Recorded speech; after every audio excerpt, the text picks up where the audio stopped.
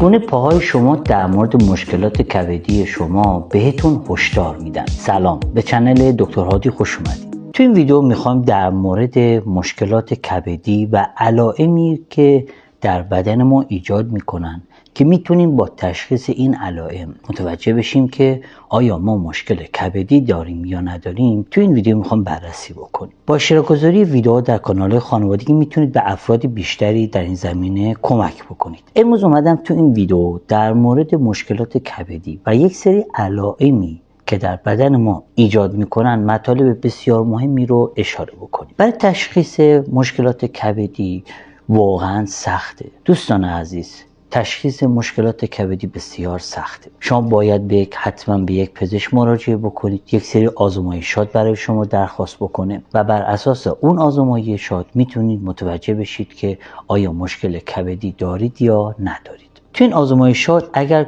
دقیق بررسی بشه میتونید یک سری مشکلات بالقوه رو پیدا بکنید و یه سرنخ‌هایی رو تو این آزمایشات و بررسی‌ها میتونید بهش برسید. در مشکلات کبدی ما در دو قسمت از بدن بیشتر خودش رو ظاهر میکنه، یکی در صورت ما، یکی در پاهای ما. پس ما اگر درگیر مشکل کبدی مثل کبد چرب باشیم، مثل سیروز کبدی خدای نکرده باشیم، این علائمش رو در مچ پا، در ساق پا و در انتهای پا خودشون نشون میده.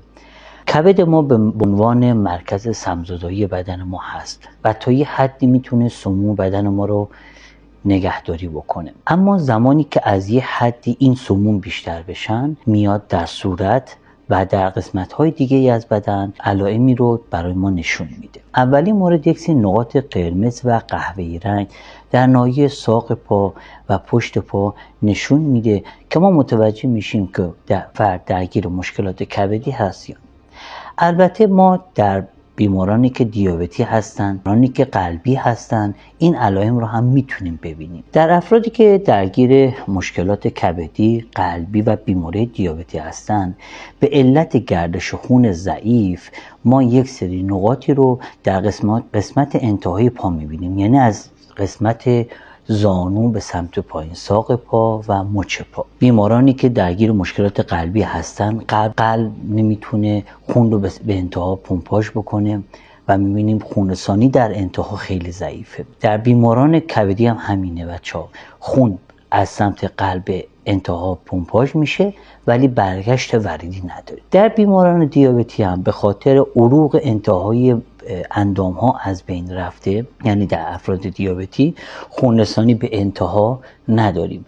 خب زمانی که خونرسانی به انتها نداشته باشیم میتونه انتها، یعنی انگشتان ما، انگشتان دست ما، انگشتان پای ما درگیر این علائم بشن. پس ما این علائم رو حتما باید جدی بگیریم، بررسی بکنیم، به پزشک مراجعه بکنیم و بر اساس اون بتونیم تصمیم گیری بکنیم که آیا ما درگیر کدوم از این مشکل هستیم. ما در این بیماران یک سری عروق عنکبوتی داریم، یک سری علائمی مثل رگ‌های عنکبوتی در پشت پا داریم و ساق پا داریم که این برمیگرده به خونرسانی خیلی ضعیف در انتها. افرادی که درگیر سیروز کبدی هستند، مراحل سیروز کبدی مراحلیه که در انتها برای کبد اتفاق میفته. این افراد سطح استروژن بالایی دارن و به علت سطح استروژن بالا و رسیدن به انتهای مشکلات کبدی، عروق عنکبوتی رو تو این افراد میتونیم ببینیم. یکی دیگه از علائمی که در بیمارانی که مشکلات کبدی دارن بچه‌ها، ترک‌خوردگی در پاشنه پا هست که این میتونه علاوه بر مشکلات کبدی کمبود امگا 3، ویتامین B3 باشه.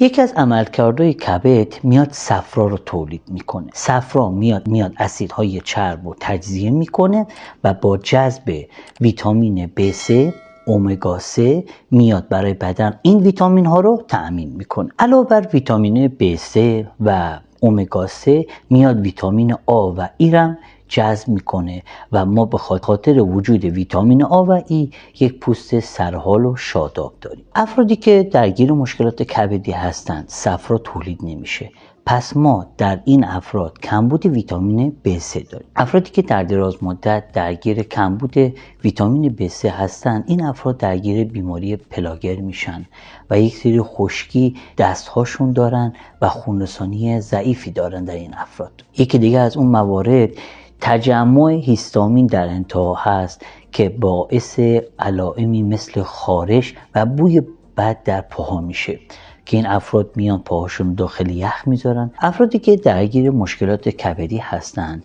حالا میتونه تو هر مرحله باشه، یک سری علائم درد رو در انتهای پا و بیشتر در کف پا دارن و از این درد شاکی هستند و میتونیم علتش رو بررسی بکنیم به این خاطر که ما سمزدایی در این افراد خوب انجام نمیشه یا سموم کبد انقدر زیاد شده که میبینید میاد در پاها، در صورت، در روده، در قلب، در معده خودشو نشون بده. زمانی که افراد درگیر مشکل کبد هستن، میبینیم که به خاطر عدم برگشت وریدی یک سری علائمی مثل ادم در انتها دارند. به خاطر این ادم میبینیم که این افراد خیلی از بوی بد شاکی هستند و اینکه این افراد در دراز مدت درگیر مشکلات قارچی میشن و میکروبی میشن و یکسره انگشتانشون درگیر این عفونت ها میشن و حتی میتونه یک سری لکه های سفید روی ناخن ایجاد بکنه.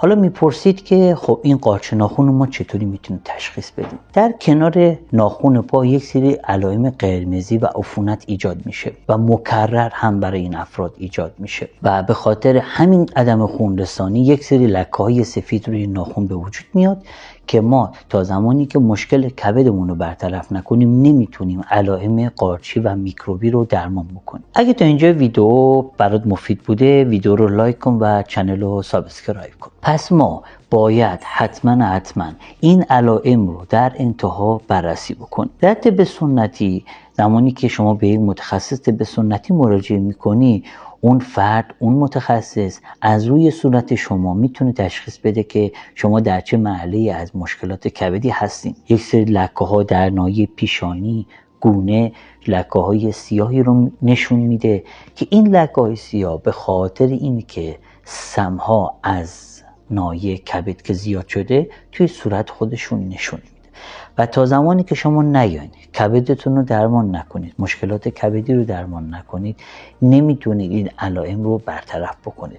و کسی که یک کبد سالم داشته باشه میبینید یه صورت شفاف و روشن داره بدون هیچ لک و خب حالا میپرسید ما درگیر مشکلات کبدی شدیم، همین علائم رو هم دونستیم، حالا ما باید برای این مشکل چطوری میتونیم پیشگیری بکنیم؟ حالا درگیر این مشکل کبدی شدیم چطوری میتونیم درمانش بکنیم؟ ببینید بچه‌ها، سعی بکنید قندها و کربوهیدرات‌های ساده و پیچیده از هر نوعیش رو در رژیم غذاییتون کاهش بدید. با خوردن مواد غذایی مثل فست فودها، قندها و کربوهیدرات‌ها شما کبدتون رو به زحمت میندازید. یعنی چی؟ باعث میشه کبد بیاد فعالیت بکنه، بیاد سمزدایی بکنه. مواد غذایی که ما داریم استفاده میکنیم باید سالم باشن. وقتی سالم نباشن میاد کبد فعالیت بیشتری میکنه. پس ما در زمانی که مشکلات کبدی داریم، نکته اول این که شما باید یک شرایطی رو برای کبدتون ایجاد بکنید که کبد وارد فاز استراحت بشه. میگید یعنی چی؟ یعنی که من غذاهایی استفاده بکنم که اولا خام باشه، بخارپز باشه. قندهای مصنوعی و حتی قندهای طبیعی میتونن روی روند درمان شما و پیشگیری شما تأثیر بذارن. مورد بعدی، سعی بکنید غذای کنسرو شده و کارخونه‌ای کمتر استفاده بکنید. در غذاهای کنسرو شده و کارخونه‌ای یک سری مواد افزودنی هست. حالا میتونید مواد افزودنی تو بعضی از برندها و کارخونه ها کم باشه و میبینیم تو بعضی از کارخونه ها و برندها خیلی زیاده و این سموم، این مواد افزودنی میاد وارد کبد میشه، در کبد سمزدایی میشه، متابولیزم میشه. خب میبینیم که باز هم کبد درگیر میشه. پس ما باید این مواد غذایی کنسرو شده، پخته شده، سرخ شده رو در رژیم غذاییمون حذف بکنیم. نکته که بسیار مهمه، ما باید در طول روز در رژیم غذاییمون، در وعده‌های غذاییمون 3 نکته رو حتما رعایت بکنیم. این که ما مصرف آب فراوان داشته باشیم. چرا؟ به این خاطر که این آبی که ما داریم مصرف میکنیم وارد جریان خون میشه، جریان خون میره، سمزدایی رو در کبد بیشتر میکنه. 2. سبزیجات تازه فراوان استفاده بکنیم که باز هم برمیگرده به مواد غذایی خام. هر چی میتونید از مواد غذایی خام مثل سبزیجات تازه استفاده بکنید، بدن سرحالتر، کبد در یه شرایط بهتری کار خواهد کرد. و مورد بعدی پروتئینه. پروتئین به خاطر اینکه ما قند و خون رو افزایش نمیده و شما اسپایک انسولین ندارید و اینکه به واسطه وجود پروتئین جریان خون در ارگان‌های بدن افزایش پیدا میکنه، پس شما میتونید انتظار داشته باشید زمانی که پروتئین استفاده میکنید کبد بتونید در یک شرایط بهتری فعالیت بکنه. یکی دیگه از اون موارد که بسیار تاثیرگذاره و من خودم در این رابطه ویدئویی ساختم اینه که شما بتونید روزه‌داری متناوب داشته باشید، فاستینگ داشته باشید. حتما برید ویدئوی فاستینگ رو ببینید. ما اونجا فواید، مزایا و همین موارد رو گفتیم که میتونه بسیار در بدن ما کارساز باشه و مشکلات کبدی ما رو برطرف بکنه. من خودم در طول روز، در طول هفته 1 ساعت‌هایی رو در حالت فست هستم که بتونه این فست و روزه‌داری متناوب استراحتی رو به کبد بده.